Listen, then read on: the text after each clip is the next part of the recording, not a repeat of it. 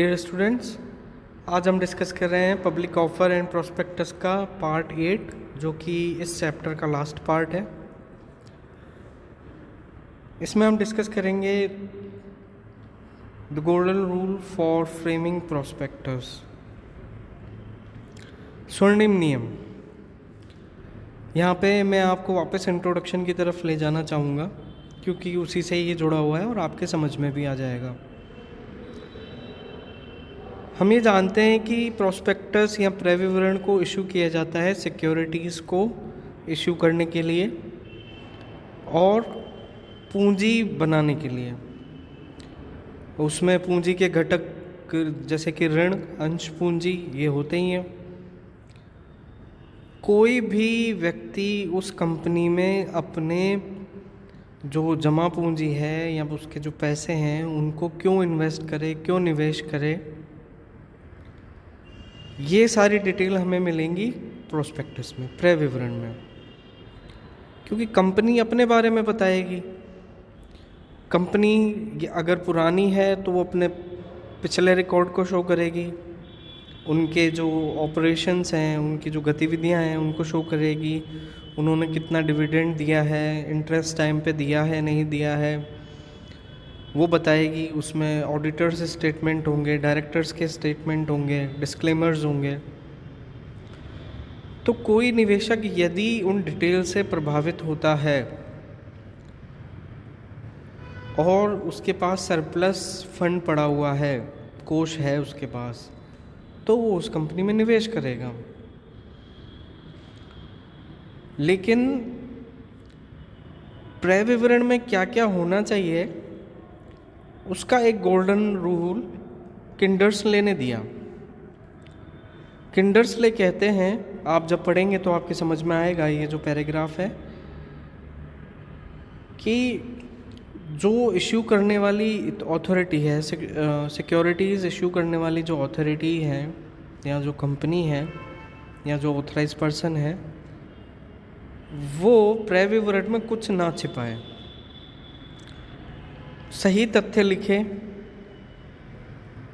क्योंकि जो व्यक्ति निवेश करने जा रहा है वो इन्हीं तथ्यों के आधार पर निर्णय लेगा कि उसे अपने कोषों को यहाँ पर इस कंपनी में निवेश करना है अथवा नहीं करना है।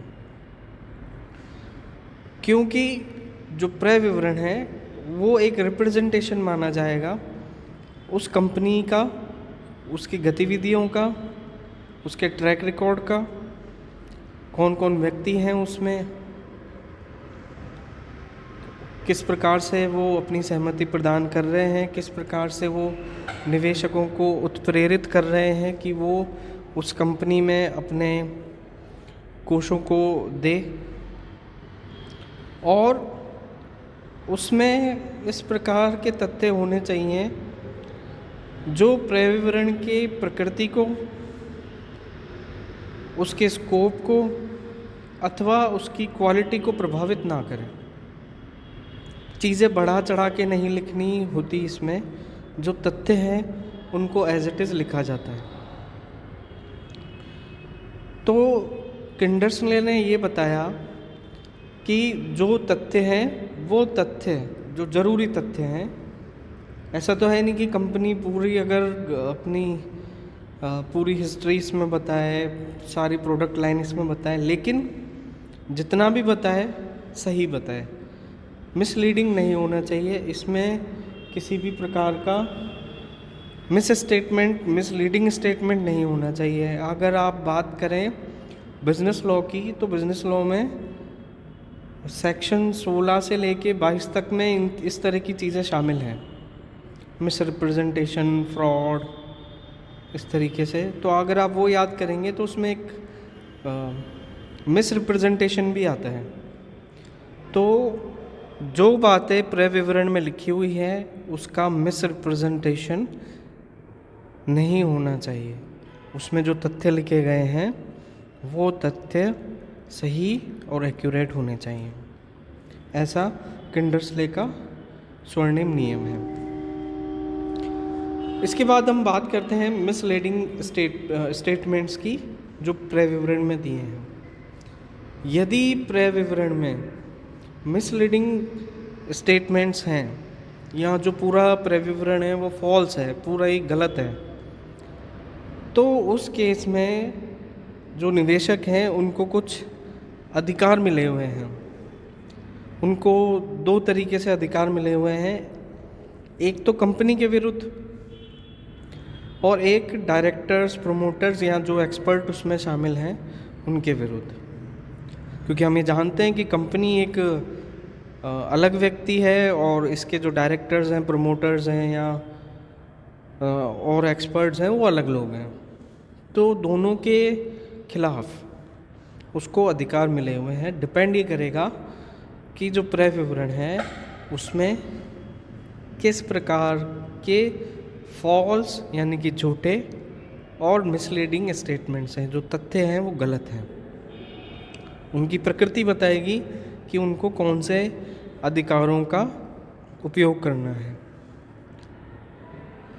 अब कंपनी के विरुद्ध जो अधिकार हैं उसके दो रेमेडी हो सकती है। रेमेडी यानी उपाय।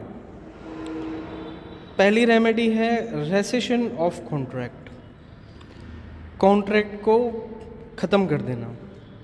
इसमें क्या होगा, जिस व्यक्ति ने उन गलत तथ्यों के आधार पर सिक्योरिटीज़ खरीदी हैं वो सिक्योरिटीज़ वो कंपनी को वापस करेगा और कंपनी उसको उसका सारा कोष, उसका सारा पैसा ब्याज के साथ में वापस करेगी। यदि उस व्यक्ति को कोई डैमेज है, कोई डैमेज हो गई है, तो बर्डन ऑफ प्रूफ उस व्यक्ति के ऊपर है कि वो ये साबित करे कि उसने सिक्योरिटीज़ खरीदी हैं, उसने पैसा जमा कराया है और उसके पैसा जमा कराने से उसको ये नुकसान हुआ है।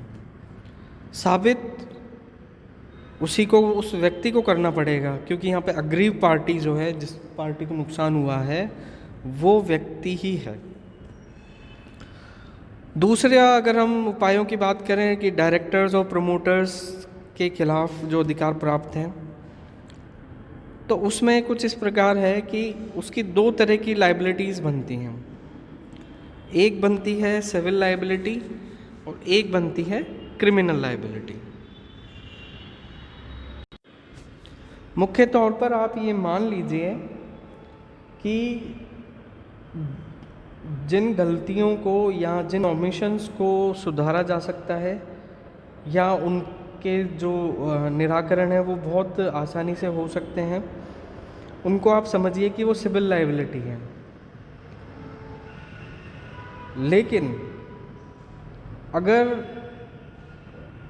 इसमें इंडियन पीनल कोड के कुछ प्रावधान अथवा और दूसरे जो एक्ट्स हैं उनके प्रावधानों का उल्लंघन किया गया है, तो इसे एक क्रिमिनल लायबिलिटी माना जाएगा।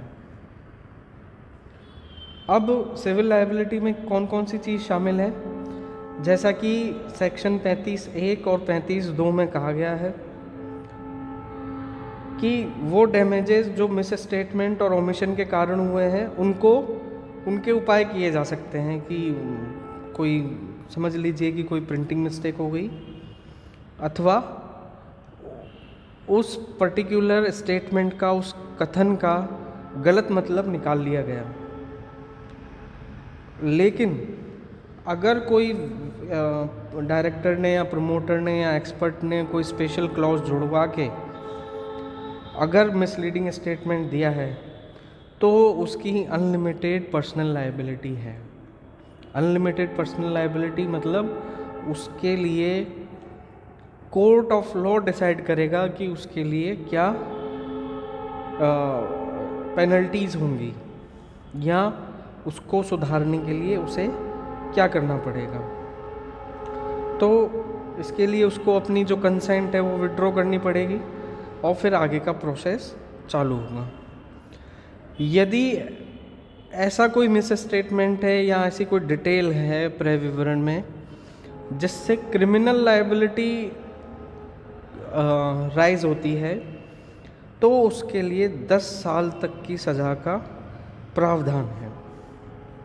हालांकि सेक्शन 34 में और 447 में और भी प्रावधान दिए गए हैं, लेकिन परीक्षा की दृष्टि से यदि आप इतना भी ध्यान रखते हैं तो भी ये ठीक रहेगा। तो यहाँ पर ये जो चैप्टर है पब्लिक ऑफर एंड प्रोस्पेक्टस समाप्त होता है। अब आपको एक टेस्ट पेपर दिया जाएगा और उस टेस्ट पेपर के हिसाब से आपको अपनी कॉपी में वो क्वेश्चंस सॉल्व करने होंगे और उनको अपने पास ही रखना होगा। समय आने पर जब महाविद्यालय खुलेगा तब उनको चेक किया जाएगा।